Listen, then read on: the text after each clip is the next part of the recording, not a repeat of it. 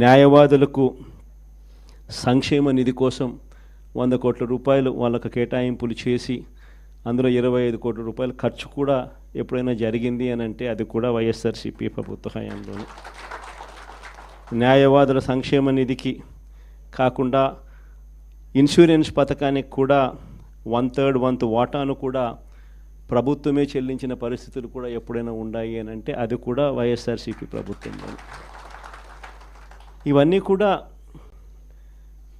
దేవుడి దయతో ఇవన్నీ కూడా అప్పట్లో గర్వపడే విధంగా న్యాయవాదులందరికీ కూడా మనం మంచి చేశాము అని చెప్పి గర్వంగా పార్టీ చెప్పుకునే విధంగా కూడా చేయగలిగాం. కానీ ఈసారి మాత్రం మీ అందరికీ ఇంకొక కొత్త విషయం చెప్తా. జగన్ 2లో వైఎస్ఆర్సీపీ 2లో చూస్తూ 1.5 సంవత్సరం అయిపోయింది. కళ్ళు మూసుకొని కళ్ళు తెరిచేసరికి ఆ మిగతా 3 ఏళ్ళు కూడా అయిపోతాయి. ఆ 3 ఏళ్ళు అయిపోయిన తర్వాత వచ్చేది మాత్రం ఈసారి ఖచ్చితంగా మన ప్రభుత్వమే వస్తుంది. ఎందుకనంటే ఇంతగా మోసాలు చేసిన పరిస్థితి, ఇంతగా అబద్ధాలు చెప్పిన పరిస్థితి బహుశా ఈ రాష్ట్ర చరిత్రలో ఎప్పుడు కూడా మనం చూసి ఉంటాం. చివరికి లాయర్లకు కూడా మోసం చేసిన పరిస్థితులు కూడా మనం చూస్తూనే ఉన్నాం. సూపర్ 6లు సూపర్ 7లు అనేటి గాలికి ఎగిరిపోయినాయి. ఇంతకుముందు మన ప్రభుత్వ హయాంలో ఉన్న ప్రతి పథకం కూడా అన్నీ రద్దయిపోయినాయి. వీళ్ళు చెప్పిన హామీలన్నీ కూడా మోసంగా మిగిలిపోయిన పరిస్థితుల మధ్య ఒకవైపున అన్ని అబద్ధాలు మోసాలుగా కనిపిస్తూ ఉన్న పరిస్థితులు ఒకవైపున ఉంటే, మరోవైపున వ్యవస్థలన్నీ కూడా పూర్తిగా దిగజారిపోయిన పరిస్థితులే కనిపిస్తూ ఉన్నాయి. చదువుల రంగం తీసుకున్న, పేదవాడి ఆరోగ్యానికి సంబంధించిన రంగం తీసుకున్న, వ్యవసాయ రంగం తీసుకున్న, లా అండ్ ఆర్డర్ తీసుకున్న, గవర్నెన్స్లో ట్రాన్స్పరెన్సీ తీసుకున్న, ఏ రంగాన్ని తీసుకున్నా కూడా అన్ని రకాలుగా తిరోగమనమే కనిపిస్తుంది తప్ప ఈ రాష్ట్ర ప్రభుత్వంలో ఎక్కడా కూడా పురోగతి, అభివృద్ధి అనేది ఎక్కడా కనిపించని పరిస్థితి. మరోవైపున విచ్చలవిడి కరప్షన్, ఎక్కడ చూసినా కానీ కరప్షన్ అనేది మామూలుగా లేని పరిస్థితిలో ఈరోజు చూస్తూ ఉన్నాం.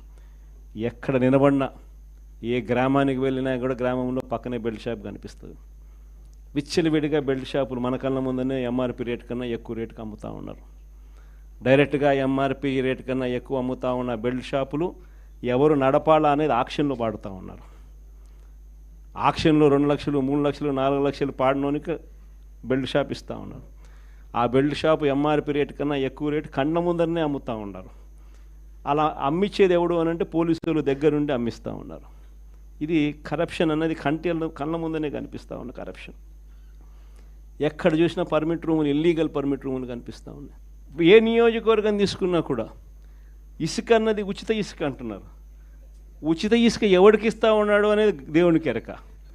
కళ్ళు ఎదుటే కనిపిస్తూ ఉన్నది ఇసుకే మన ప్రభుత్వ హయాంలో కన్నా డబుల్ ద రేటుకి అమ్ముతూ ఉన్నారు. మన ప్రభుత్వ హయాంలో అన్న ఇసుకన్నా కనీసం సంవత్సరానికి 700 కోట్లు 750 కోట్లు గవర్నమెంట్కి ఆదాయం వచ్చేది రాయల్టీ రూపేణ. ఇప్పుడు రాయల్టీ రాకపోగా ఇసుకేమో డబుల్ రేటుకి అమ్ముతూ ఉన్నారు. ఏ నియోజకవర్గం తీసుకున్నా కూడా పేకాట క్లబ్బులు దగ్గరుండి నడిపిస్తూ ఉన్నారు ఎమ్మెల్యేలు, క్యాండిడేట్లు. పోలీసులు దగ్గరుండి ఆ పేకాట క్లబ్బులకు ప్రొటెక్షన్ ఇస్తూ ఉన్నారు. ప్రతి పేకాట క్లబ్ నుంచి నీకింత నాకింత అని పంచుకుంటా ఉన్న కరెక్ట్. ఎన్ని కళ్ళ ముందరే కనిపిస్తూ ఉన్న కరప్షన్. నేనేం వెరైటీ అని చెప్పడం.